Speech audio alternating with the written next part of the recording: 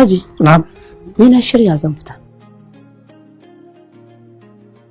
Good morning, Daddy.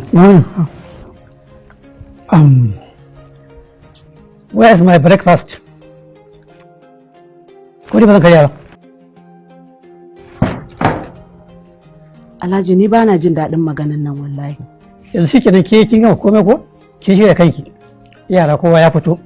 Ni za a bani a gida shi kenan ba da wani amfani ko? Barka da asuba, Dad. Yeah, morning. Good morning, Mom. Morning. How are you? How was your night, Mom?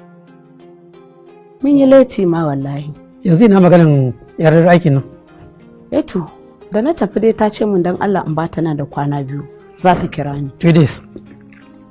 Okay. Shikenan. Wallahi Alhaji mun makara. Zan sauke ta ma a wajen aiki. Okay, Mommy, ni ma ku fita da ni za ku drop in ina a gidan su Abdul. Ha, ina motar taka. Wallahi jiya tunda Ibrahim ya fita da ita wajen biki bai dawo da ita ba, zai zo ya pikin dina a wajen. Shikenan. Oya, mun makara fa. Morning, Yaya. Baby. Darling. Baby.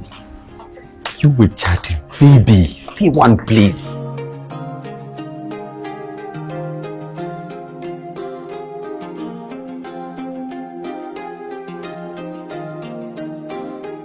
Hakika babban asara shi shekara 70 da mace ɗaya saboda san zuciya irin na 'ya'ya mata.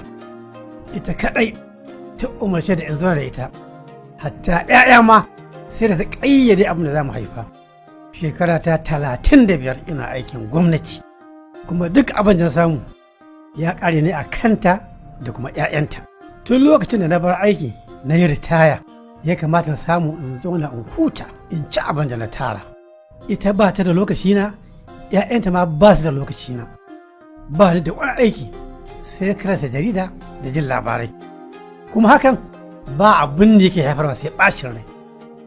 Kaga na shekara 35 kenan ina yi mata aiki ita da yaranta. Yau gashi na zama wulaƙantacce mai gadin cikin gida, na samun musu aiki, na ɗauki ɗawainiyarsu, amma yanzu su ɗa masa bani abinci ya gagara. Gidana ne, mota ta ce, amma abincin da zan ci a cikina sai dai ni in shiga kicin in dafa wa kaina. Kai co wannan rayuwa. Yanzu yaran nan wai dai sauran wai daga mutane ana kawo 50-20, yaran nan sun lalace kowa sun lalace daidai.